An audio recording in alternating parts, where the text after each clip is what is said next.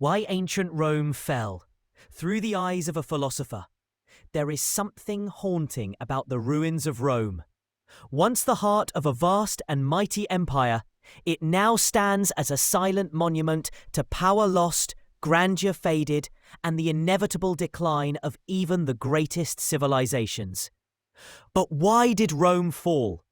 Historians have offered many answers: invasions, corruption, overexpansion, economic collapse. But let us look deeper. Let us look with the eyes of a philosopher. Rome did not fall in a single moment. It did not collapse with one battle, one law, or one betrayal. Rome decayed, slowly, invisibly from within. In its early days, Rome was a republic. Its citizens were bound by duty, honor, and a shared sense of purpose. Discipline and virtue were not only celebrated, they were expected. Courage was admired. Simplicity was valued. The state was not yet an empire of decadence. It was a project, a shared effort to build something lasting. But as Rome grew, so did its appetite. Conquests brought wealth, but wealth brought inequality. Power became concentrated. The republic gave way to empire. Emperors replaced senators. Glory replaced virtue. The people began to forget the values that once held them together. Philosopher after philosopher warned of this decay.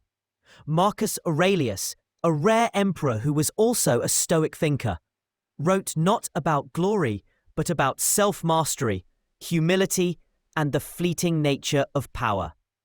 He feared that Rome had already begun to rot from within, and he was right.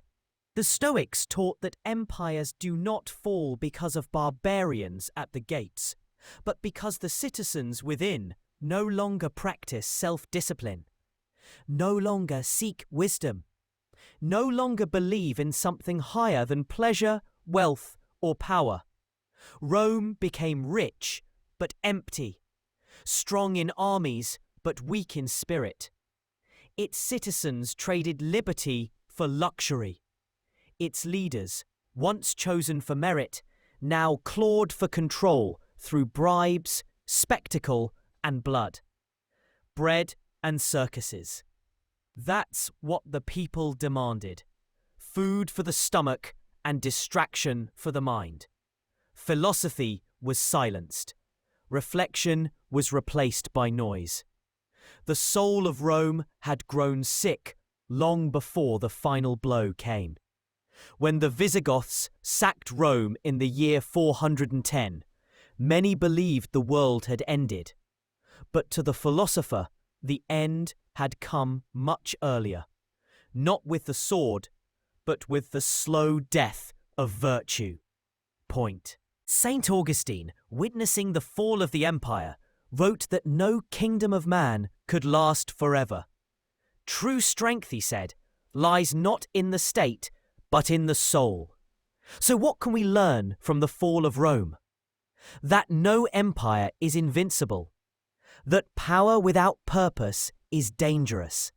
That wealth without wisdom leads to ruin.